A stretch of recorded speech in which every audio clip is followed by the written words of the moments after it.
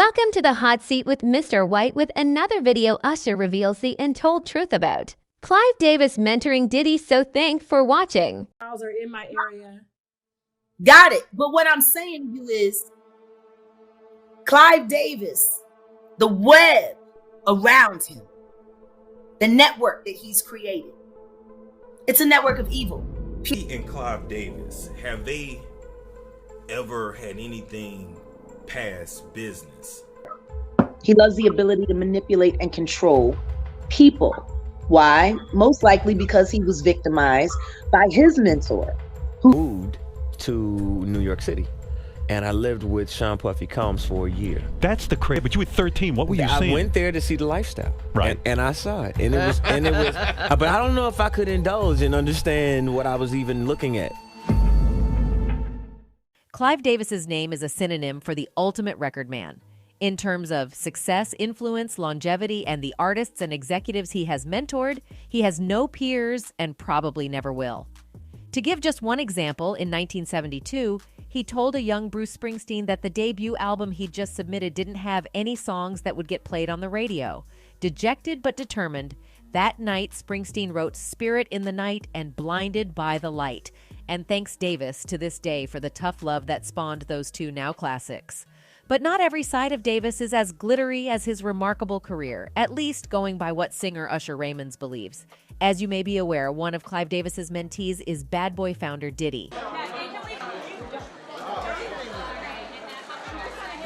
Davis spent the first 3 decades of his career at 2 companies, Columbia Records from 1960 through 1973, then his own Arista Records until 2000.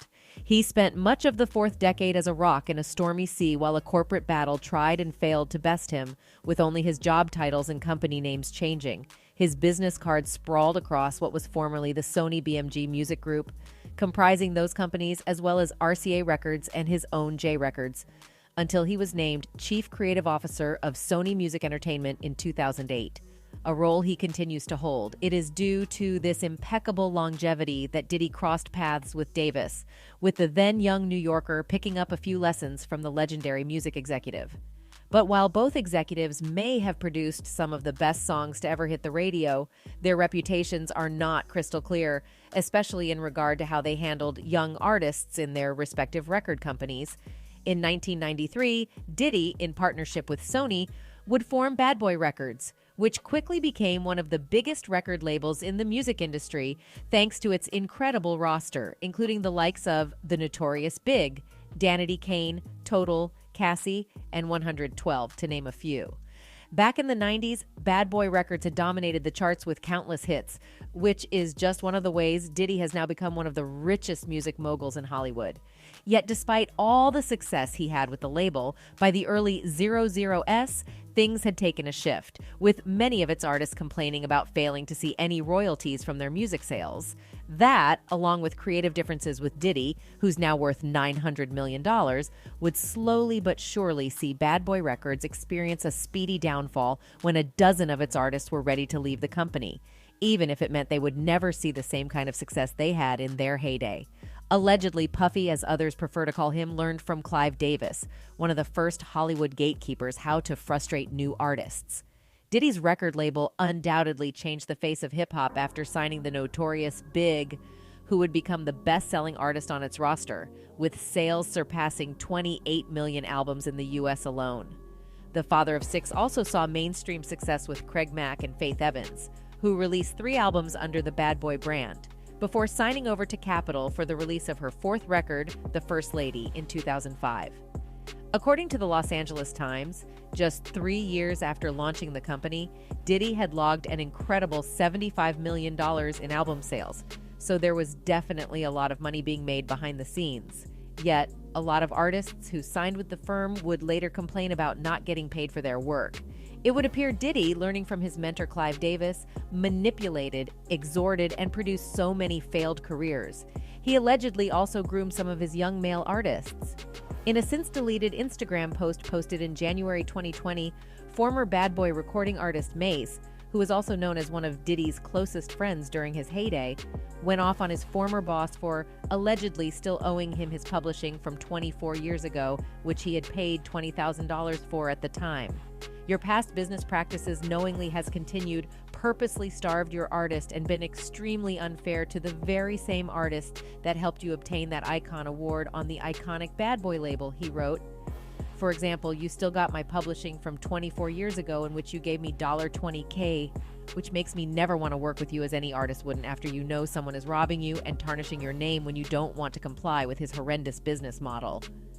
Former 112 singers Quinnis Q. Parker echoed similar words after Mace's Instagram post went viral, telling a TMZ cameraman the following month that he had also suffered severe consequences from an unfair contract signed at Bad Boy. I get where Mace is coming from because I'm in the same situation. However, it's a contract we signed when we were teenagers and legally he did nothing wrong, he said. Mace's debut album, Harlem World, sold over 4 million copies in the US and debuted at number on the Billboard Hot 200. His follow-up, Double Up, in 1999 wasn't as successful, peaking at number 11, but it still earned him RIAA certifications for sales of 2 million copies sold, which were still solid numbers nonetheless. He released his third album, Welcome Back, in 2004, but it underperformed to the label's expectations and would consequently be the last record the rapper would put out before choosing to step away from the music industry entirely. There was more controversy surrounding Bad Boy when its former artist, Loon, was arrested while on a trip out in Brussels in 2011 for conspiracy with intent to traffic drugs. Other names associated with Bad Boy, who would end up serving time behind bars, included Black Rob for burglarizing a New York hotel, G. Depp, who was sentenced to 15 years for murder, and Shine, who was said to have been involved in the infamous 1999 nightclub shooting that also drew Diddy and former girlfriend Jennifer Lopez. After facing almost a decade in prison, he was immediately deported back to his native Belize, having since stepped away from the limelight and converted to Orthodox Judaism. Bad Boy, despite its worldwide success, was also known for its long list of one-hit wonders, such as Cassie, Dirty Money, Young Jock, Asim, and Red Cafe, all who have since gotten out of their contracts and ventured into other career paths aside from music. So is this proof enough that Clive Davis misled Diddy? Even Usher, a one-time prodigy of Diddy, said he once had a terrible experience as a teen while attending what was then referred to as Puffy Flavor Camp. From a very young age, Usher was tapped to become an R&B superstar. In a past interview, he told radio host Howard Stern that he truly learned what it meant to be famous after living with Puff Daddy for a year at the age of 14. I got a chance to see some things. I went there to see the lifestyle and I saw it, Usher said during his first Stern Show interview. His unique education, dubbed Puffy Flavor Camp, came about after a teenage Usher-impressed music executive, L.A. Reid, with his musical abilities. He was then flown to New York to live with Puffy during the heyday of Bad Boy Records, in order to experience what it meant to really make it big in music. It was pretty wild. It was crazy, Usher said, while rattling off some of the biggest names in hip-hop who were a constant presence at Puffy's house, including Notorious Big, Lil' Kim, Faith Evans, Mary J. Blige, and Craig Mack. I was like the little brother. They called me Baby Boo, Usher said, but Howard wondered if he was given any rules while living with Puffy. After all, he was just a kid. He wasn't disciplinary, he was letting me be a young man, Usher told Howard. While he wasn't in school, he did have a tutor. He also had a per diem, though Usher said he was given just enough money to not get him into too much trouble. When the time came to put out Usher's first album, Puff Daddy acted as his producer. But after the debut didn't do as well commercially as expected, Puffy passed on being a part of Usher's second album, My Way, which went 6-time platinum in the late 90s. Another famous figure who appeared to expose Diddy's dirty games is actor and singer Jamie Foxx. Diddy has been in the music business for over 3 decades, and during this time, there has been a rumor that he has hosted all-men parties. Some of those rumors came from people's interpretations of what Jamie Foxx said about Diddy. Twitter users speculate that there is a possibility he might have groomed Usher. A past TikTok video recording was released that featured interviews of rappers and singers speaking about Diddy's crazy and reported all-men parties in different interviews and questions about the rapper's heterosexuality. So I followed him the whole time. I remember watching Puff at the Beverly Hills Hotel. I'm filming this, and it's a pool party that is ridiculous. The video opens with Jamie Foxx being interviewed and speaking about Sean Puffy Combs' secret parties that supposedly featured young men. In light of Foxx's recent health struggles, one fan even posted the video alongside with caption, "Was there an attempt on Jamie Foxx's life for speaking out against Diddy?" Beyond Jamie Foxx, Rappers like 50 Cent have also made fun of Diddy regarding the types of parties he'd host, where there were all men and supposedly even younger men, as it happened with Usher when he went to Flavor Camp. So it may actually be that just like Clive Davis has been accused, Diddy mistreated and even in some cases inappropriately handled male singers in his roster.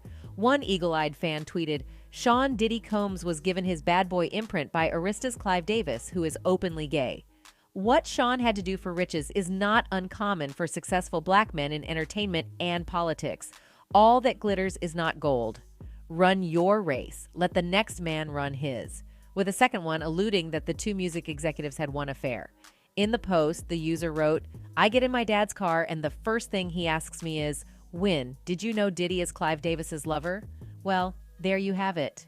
Do you think Davis is partly to blame for Diddy's questionable behavior throughout his career? Let us know in the comment section below. And that's it from us today. Until next time, thank you for watching.